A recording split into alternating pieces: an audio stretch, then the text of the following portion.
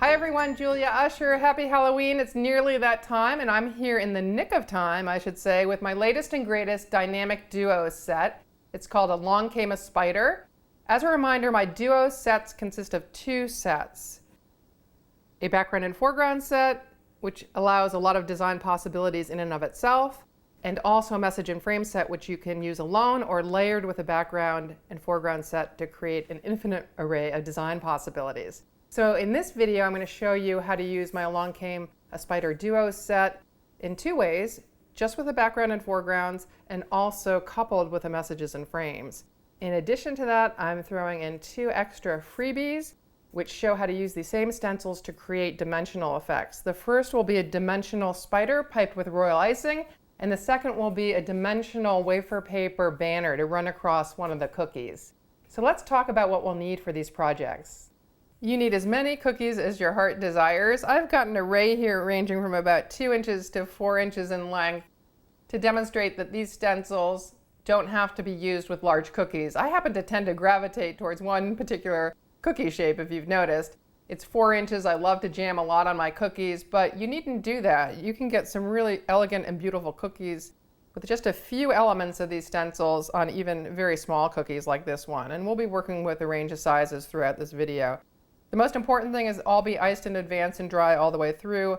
I am working on white today just so that the stencils really pop on video, but you can work with black, white on black, reverse the colors that we're working with today.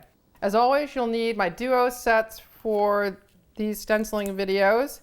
And again, it consists of two sets. The first is the background foreground set. In this case, the background is a nice set of spider webs, and I'll delve into all the details of what's in this pack as we get into the next segment. But it consists of a spider web, and the foreground elements are spiders to be arranged in various ways. And then we have a message and frame set, which in this case consists of 4 frames and 4 messages, which you can mix and match with the spiders and the webs, what have you. Now, to stencil and airbrush with these sets, you need a few things. It's nice to have a stencil frame or a stencil genie to hold the background stencil in place, especially. I sometimes weight it down additionally with weights at the corners if my cookie is lumpy. And the masking pieces that allow you to lay foreground elements on the background need to be weighted down. So I do that with small magnets of 2 sizes, 3/8 inch and 1/2 inch typically.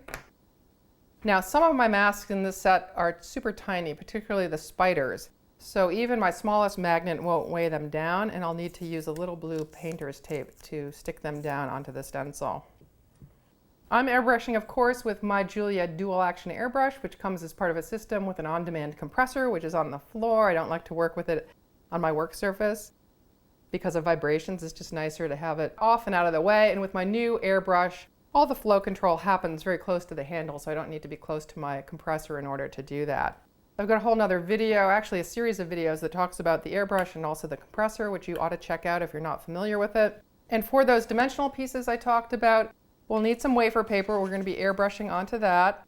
And we'll need some dimensional transfers. These are partially complete, and I'm going to show you how I got to this point and how I'm going to put legs on these little spiders at the very end of the video. Of course, for airbrushing, you need airbrush colors. I almost forgot these.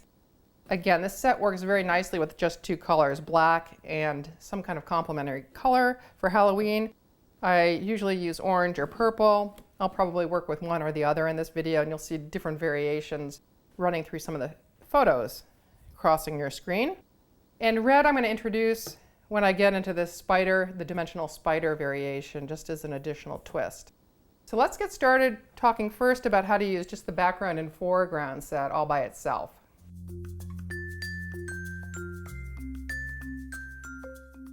So let's talk about what's in my Along Came a Spider background and foreground set. Here's the typical packaging.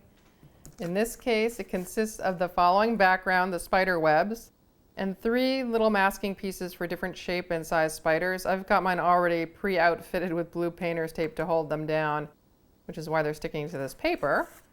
But they can be arranged in any pattern on the background. That will leave an area for the spider to reside later. Then comes the shading stencil, which is nothing but the negative piece left over after these little masks are cut out. I often use that to create a shadow or a little halo effect around various elements. And here I'm definitely going to do it so that those spiders really pop off the background. And then lastly, you have the actual stencil itself, which is the very fine detail part that's going to really characterize that spider. As I said, this is a great set because it looks great in 1 or 2 colors. I'm going to do it in 2, in orange and black. The web and spiders will be in black, and the halo effects and any shading accents will be in orange. Working on a very small cookie. I don't think this is more than 2 to 2.5 inches, but I think we're still going to get a nice effect with this particular set, especially. Mostly because the masking pieces are so small. I can definitely fit a bunch on, even a small cookie. So first step is to snap that stencil into the genie. Make sure it's sitting flat. I think it's pretty good. I need my glasses for this. And then to set your mask wherever you, or masks wherever you want them. And because these are so small, even my smallest magnet's bigger than it, so I do need to use this blue painter's tape and probably additionally hold it down with my trussing needle. I'm going to just put one dead center. You could put others on here at different angles, like so. Because he's anchored with blue tape out of necessity, this masking piece does lift up off the bottom stencil more than it normally would if it were weighted down with a magnet. So the legs are tending to rise and the whole body is. So to prevent underspray there, I'm really going to have to actively use my trussing needle to hold down the little legs in particular as I stencil around that area. And if I see any other areas lifting, I'll do the same. It's pretty flat except around the edges here.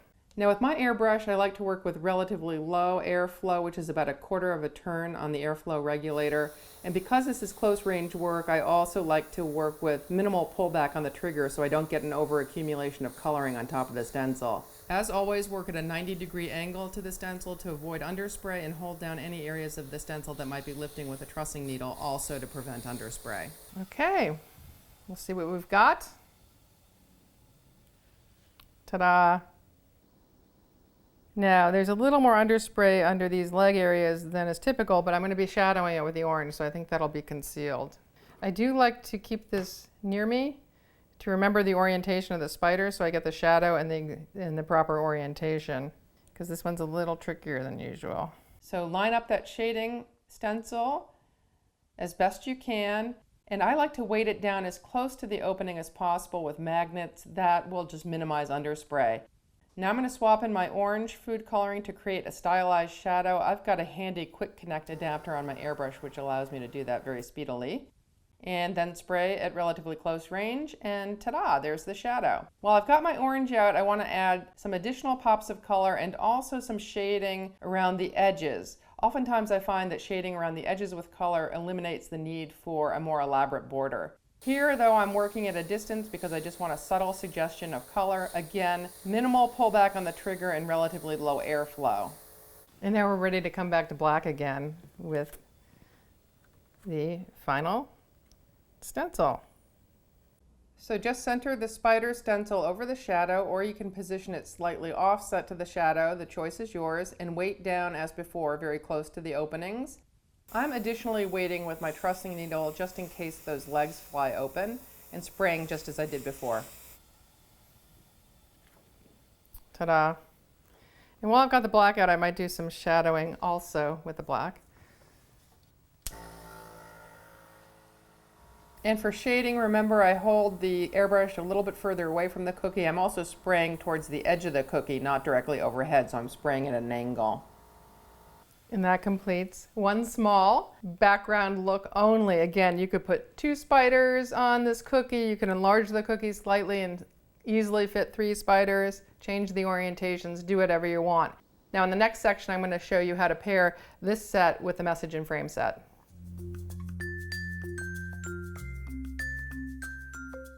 So let's see what's in the message and frame set. Starting with the order in which I typically use them. First, I'll lay the mask to isolate the area for the frame and message I want to use. And one thing to note is that the orientation on which they come on the stencil, usually the proper orientation is indicated by having the tab in the upper left-hand corner, but that orientation doesn't have to necessarily be maintained. For instance, this one looks vertical here. I'm actually probably going to orient it this way and have it fit a very different message that wasn't originally intended to go with. Actually, we designed these so that you can orient many of the messages in frames and mix and match in that way. So don't think you have to use them exactly as they're laid out. So mask off, then the shading stencil, which is typically the negative piece left over after the masks are cut out. And I'm going to use this to create a halo effect again, like I did on the spider. Then I like to lay the frames down. I find it's easier to center the message if the frame is first in place. And I think I'm going to use this one, but oriented this way, as I said. And then the messages. Now, in this layout, along came a spider is intended to go within this one, but if I orient it this way, I think Itsy Bitsy Spider will fit really nicely too. So that being said, let me take that piece and place it on here. I've already got my background and spider laid from last time. I don't need to wash that stencil if it's not wet on the underside. I'm using a slightly bigger cookie so I can fit this bigger message with some room to spare. And one thing you'll notice is some pieces lift if the cookie is at all uneven, which mine is. Some pieces on this stencil do lift just because there's so many long lines cut through it. But that's okay. You know, that often determines how I place and where I place my message. So if it's lifting here, I'll place my message somewhere near that, so when I weight it down, the whole thing lays pretty flat. And I've got my spider oriented off to the side. Starting with black again, the process is exactly the same as before. When we didn't have a message, I'm holding the airbrush at a 90-degree angle using relatively low airflow on the airflow regulator and also limited pullback on the trigger. So you can tell by the quantity of coloring on top, I was a little more heavy-handed than with the last cookie. Hopefully it'll look okay. I may have gone under here because the stencil was lifting, but the thing about this particular stencil is it's a little bit forgiving. Even a little bit of underspray looks kind of cool, as if there's a shadow to the spider web. But let's see what it looks like. Actually, it looks pretty good. So I did go under a little bit here, and that's what I mean by shadow, but otherwise it looks pretty great. So we're ready for some shading effects around the message and also around the spider. Let's start first with the message, just placing that shading stencil over the void left by the mask. The thing you want to do here now, though, is to block off the other exposed areas of the cookie so that you don't get orange coloring there. And for that, I'm using my quadrant masking tool. Again, weight down all those masks and the shading stencil so that it lays very, very flat, and spray around the edge very lightly with orange food coloring. Ta-da, it looks great. Now I'm going to repeat the same process over here with the spider, centering it as best I can over the void, and then laying down my quadrant masking tool to protect the rest of the cookie, waiting, and again spraying at a distance to create a light effect of color. Looks fantastic. Now while the orange is out, I want to add some pops of color around the edge. Here again, I'm spraying at an angle and at a distance. And now we're ready for frame pieces. And I think I'm going to do those in black as well. Again, centering over the shadow, covering up any exposed areas of the cookie with a quadrant masking tool, and weighting down as best I can. This is close range detail work, so again, I'm spraying at a 90-degree angle, and there's some long areas along this frame, so I want to make sure I spray along their length as opposed to crosswise. That is just a safeguard against underspray. Terrific, and we'll repeat that process on the spider. But first, let's put down the message. Once I've got the frame down, it's super easy to center the message. And it's the exact same spraying process as before. So I messed up on this one a little bit in the sense that I didn't get my message perfectly framed, but it's good to have a mistake here and again in videos because mistakes are always learning points. So I was watching just the framing of these words to the edge and failed to notice there was a line extending through the, and that part isn't centered. So if I had rotated this message a little bit to the right at the top, I would have had a better framing, I think. I just don't like the fact that there's no void there. But we could cover that in some way if we wanted to with something else. I'm going to just move on and complete the spider portion. Now at this point, when this gets really dark, it's hard to see through and hard to center it on the shadow. So I think I am going to wash that off and dry it really, really well. Now we're ready for that spider. This is the exact same method I used when we didn't have a message on the cookie, just weighting down the spider stencil over the shadow and spraying. While I've got the black out, I'm also going to give some shading accents to the edges and also some pops of color a little bit further into the interior. I like the aging effect that creates. And there you have it, both the background and foreground and message and frame sets combined. And you could have used a different spider, arranged them in any other orientation, or kept it super simple as we did earlier with just the background and foreground set. Now I'd like to move on and talk about how to use these stencils in less traditional ways, not simply by airbrushing through them, but by creating dimensional elements with them. We'll start with a wafer paper banner using the EEK message on the message and frame set. So just to give you an idea of where we're headed, I wanted to jazz up this cookie because I'm a more is more person with some dimensional flavor. Here's the wafer paper banner I spoke of, and here's the dimensional spider. We're going to focus on the banner first, get that made and cut out in advance. These could be done well ahead and put in an airtight container and used whenever you need them. Likewise with the transfers for the spiders. But let's do this. This uses the same stencils, but we're going to be stenciling directly on wafer paper, so we have no need for the mask because we're not trying to mask off any particular background. We're going to simply start with the shading stencil. And I'm isolating just the EEK portion. I'm going to try to fit as many as possible on a piece of wafer paper. Again, you do need to weight it down. And I've moved to red because I'm going to be making a black widow spider that has a touch of red on it, and I wanted the two to coordinate. Airbrushing on wafer paper is exactly the same as airbrushing on royal icing. For the shading stencil, I'm just hitting the edge here, leaving kind of a halo of white in the interior, and just moving it on down to fill out as many shadows as I can on the paper. Then onto the frame stencil, I'm hitting this with black. Again, exactly the same process, weighting it down and then putting frames on all the shadows that I previously airbrushed in red.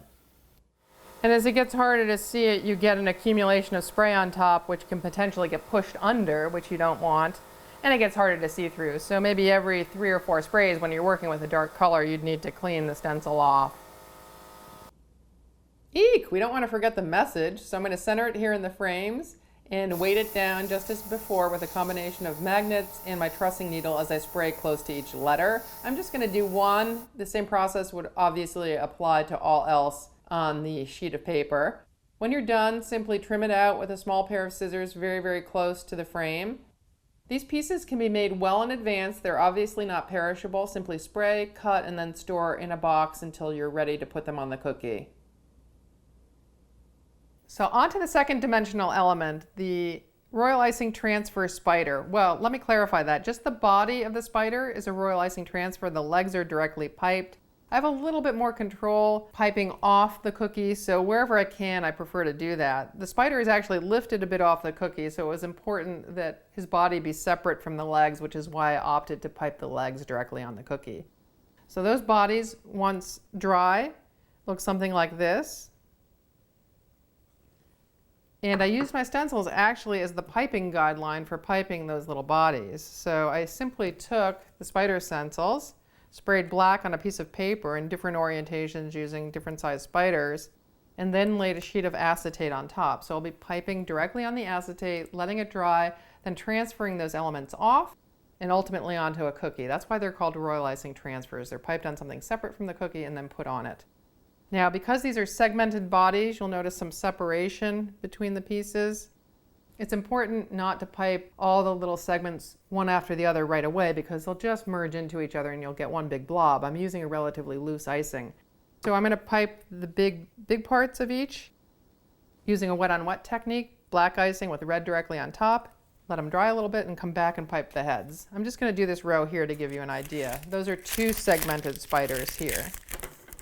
So I've got a relatively loose icing, but enough to hold some shape. I'm going to start piping it over here just so you can see what I mean by that. It should form a nice rounded bead on its own with a little bit of work and maybe pushing down on it. So if there's a little peak, if I take my trussing needle, it should knock itself down. And I don't want it too loose because it'll just go flat. And I don't want it so thick that I get a really big peak I can't get rid of. I've got a similar texture red here. These are going to be black widows, so I want to do a red accent on the back. It won't be precisely shaped, but I will shape it a little bit with my trussing needle. Let me just test the texture of that icing. Yeah, it's about the same, and that's what we're looking for. So I'm going to start back here, just following the piping guide I had for the body.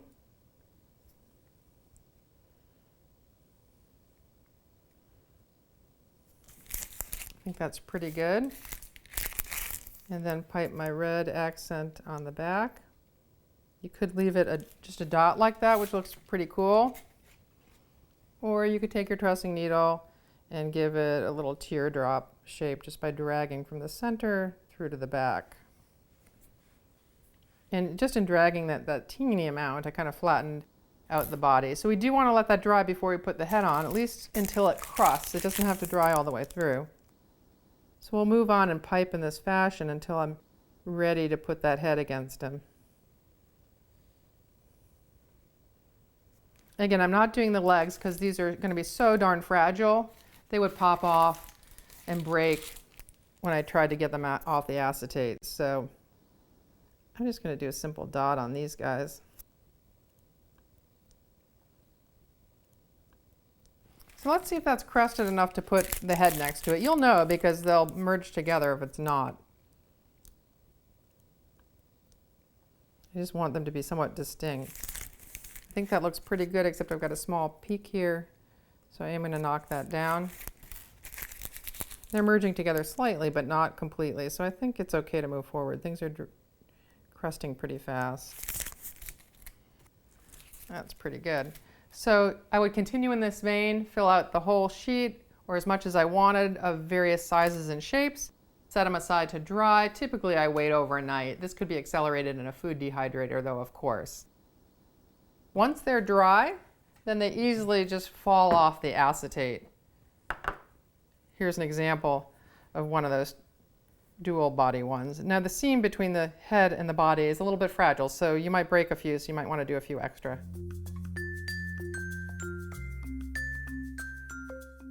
Okay, so we're ready to put all the fun dimensional elements on an already airbrushed and stenciled background cookie. I'm using a spiderweb cookie here as opposed to a plaque. As I said early on in this video, these stencils work well with almost any shape and any size cookie.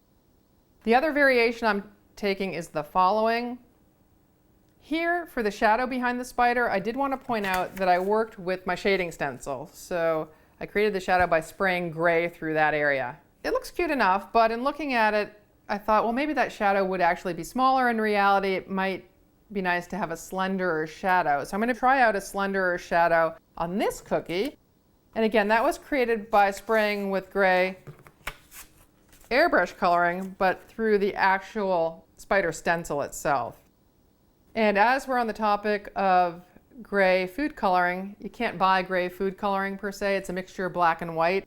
I do like to mix my black food coloring with an alcohol-based white because water-based whites like Americolor and Chef Master tend to be very watery and tend to bead up, and you get a lot of extra moisture on your cookie. They also don't cover as well. You'll notice that this gray covered the black or darker gray spider web almost completely. So the alcohol in this evaporates more quickly and you get better coverage.